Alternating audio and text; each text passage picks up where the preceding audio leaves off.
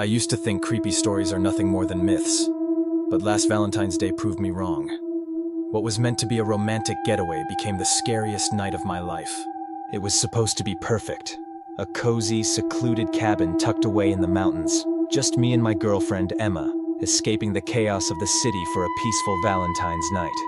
The Airbnb listing promised serene isolation, with no neighbors for miles. Exactly what we wanted. The drive up was uneventful, but as soon as we arrived, something felt off.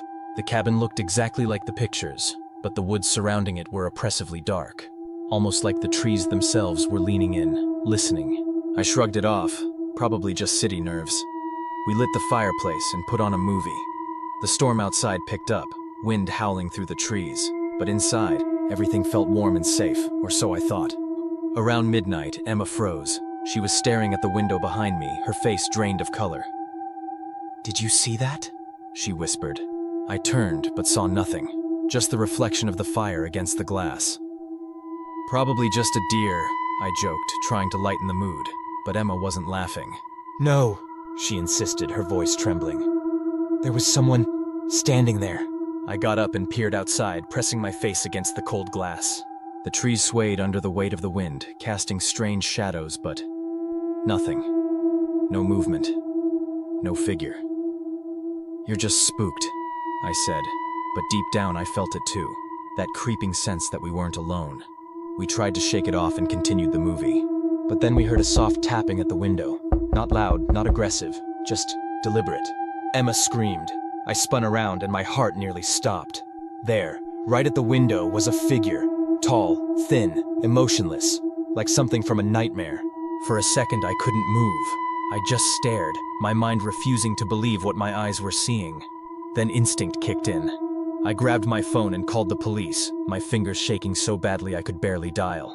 "There's someone outside our cabin," I stammered, giving them the address from the Airbnb listing. "He's staring at us through the window." The dispatcher told us to stay inside, lock all the doors, and wait for the officers to arrive. I hung up and turned to Emma, who was now sobbing quietly. "It's okay," I whispered, trying to convince myself as much as her. "The cops are on their way." But when I looked back at the window, the figure was gone. The silence after that was unbearable. Every creak of the old wooden cabin felt like footsteps. Every gust of wind against the walls sounded like whispers. Finally, red and blue lights flashed through the trees. 2 officers knocked at the door, and I felt a wave of relief wash over me.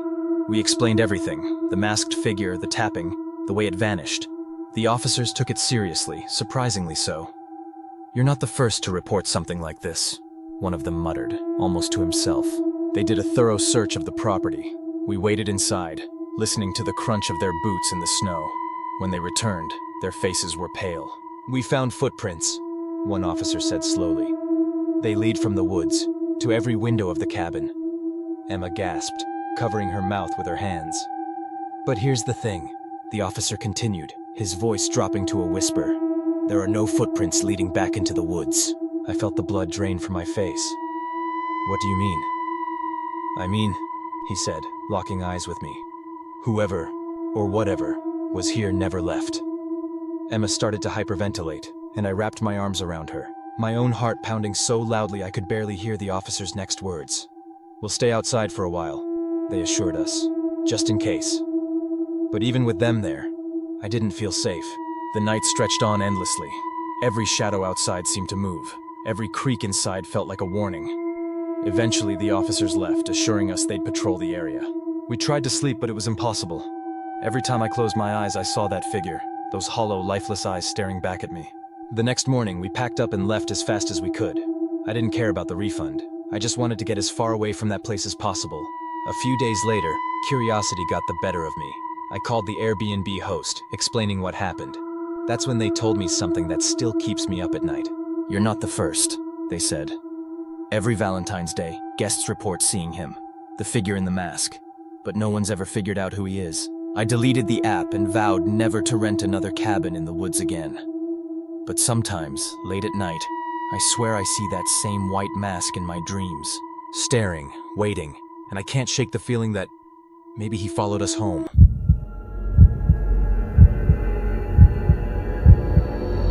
I never believed in ghosts or spirits. That was the stuff of movies, right? But what happened to me last Valentine's Day? I still can't make sense of it. I was in my apartment waiting for Jake, my boyfriend, to arrive for our Valentine's dinner. I'd set everything up perfectly. Candles flickering softly, the scent of fresh roses filling the room, soft music playing in the background. I even made his favorite pasta. It was supposed to be a perfect night, but it wasn't. It started when I heard the front door unlock, the familiar jingle of his keys, the click of the lock turning. I smiled, excited to see him. He walked in, looking a little tired but smiling. He leaned in, gave me a quick kiss on the cheek and said, "Hey babe, I'm gonna freshen up." Then he walked straight into the bathroom. I remember thinking it was odd. He usually greeted me with more enthusiasm, but I shrugged it off. Maybe he had a rough day. I turned back to the stove, stirring the sauce, when my phone buzzed. I picked it up, expecting maybe a notification or a reminder. But no, it was a text from Jake. "Hey babe, running late. Be there in 20. Love you." I froze.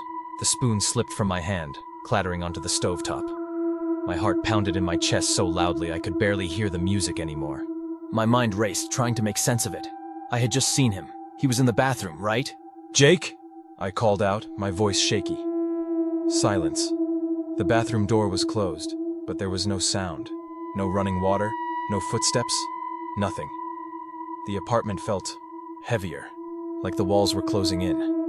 I took a deep breath, trying to convince myself it was some weird prank. Maybe he was messing with me?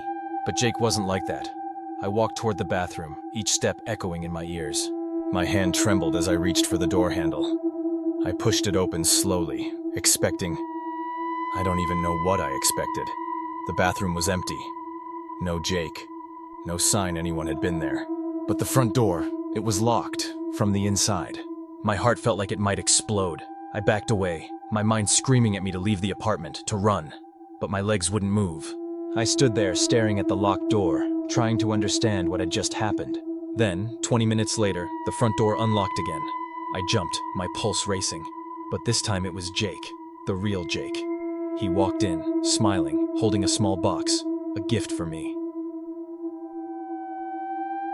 But his smile faded when he saw my face. "Babe, what's wrong?" he asked, stepping closer. I couldn't speak. I just pointed toward the bathroom, my hand shaking uncontrollably. He checked it. Of course, there was nothing there.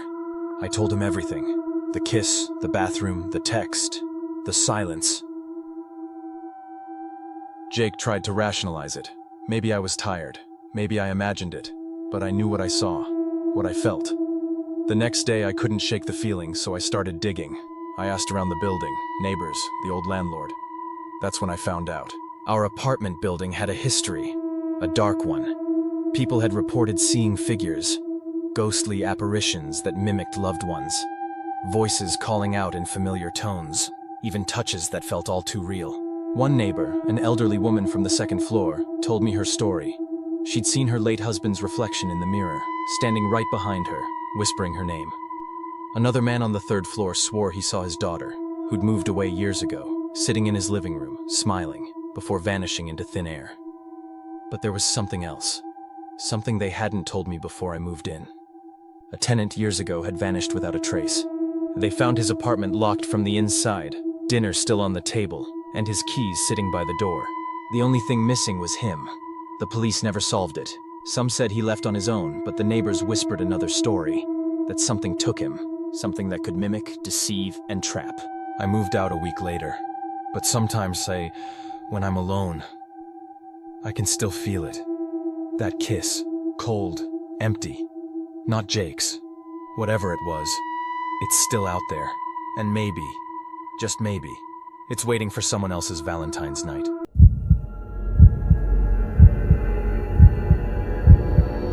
It all started a few weeks before Valentine's Day. I was scrolling mindlessly through my phone, feeling that familiar sting of loneliness creeping in. That's when I stumbled upon a new dating app I'd never heard of before. It had this sleek blood-red logo, and the tagline read, "Find your perfect match, forever." I laughed it off. It sounded cheesy, but something about it, I don't know, it pulled me in. Curiosity got the better of me, and within minutes, I was setting up my profile. Almost instantly, I got a notification. You have a match. Her name was Lila. She was stunning. Dark, flowing hair, piercing green eyes, and a smile that seemed to hide a secret. We started chatting, and it felt effortless, like we'd known each other forever. She said all the right things, laughed at all my jokes. It was perfect. Too perfect. After a few days, we decided to meet. A small, dimly lit bar downtown. I was nervous, but excited. I got there early, ordered a drink, and waited. She never showed up. I checked my phone. No messages, nothing. Disappointed, I paid my bill and headed home, thinking maybe I'd been ghosted. But when I unlocked my apartment door, my heart nearly stopped. Lila was sitting on my couch, her green eyes glowing faintly in the dim light. That same eerie smile stretched across her face. I froze. My mind raced, trying to make sense of it. "I told you we'd meet," she whispered, her voice soft and chilling. I didn't think, I just ran, bolted out the door, down the stairs, out into the cold night air. I grabbed my phone and called the police, my hands shaking so badly I could barely hold it. When they arrived, I led them up to my apartment, my heart pounding in my chest. But she was gone. No trace of her. No sign anyone had been there. The officers exchanged looks, probably thinking I was drunk or losing my mind. But I knew what I saw. I knew she had been there. After they left, I sat in the corner of my apartment, staring at the door, expecting it to creak open at any moment. I decided to delete the app, erase any connection to her. But when I tried, my phone glitched. The app wouldn't delete. No matter how many times I pressed the X, the icon just kept reappearing. It was like it was burned into my phone, a permanent scar. Days turned into weeks, and I tried to convince myself it was over. Maybe I imagined it all.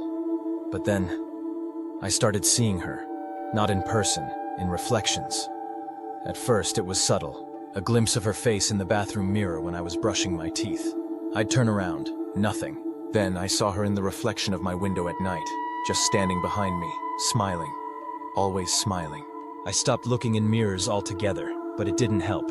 Her face appeared on my phone screen when it was off, in the glare of my laptop, even in puddles on the street. She wasn't just a match, she was a permanent one. I started losing sleep, terrified of closing my eyes.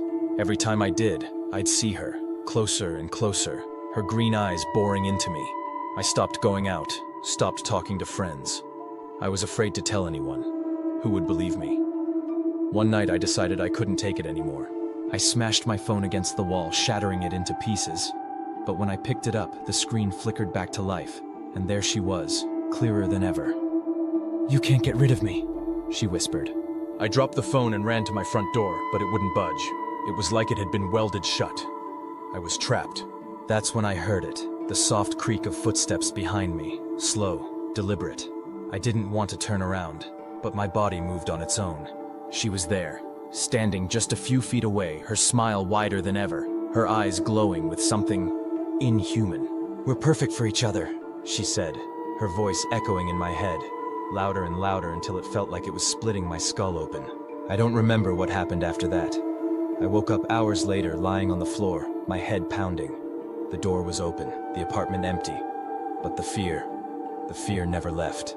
I moved to a new city, changed my name, bought a new phone, everything. But it didn't matter. She's still with me. Every reflection, every shadow, every flicker of light at the corner of my eye. She's always there. And the worst part? Valentine's Day is just around the corner, and I know she's waiting for me.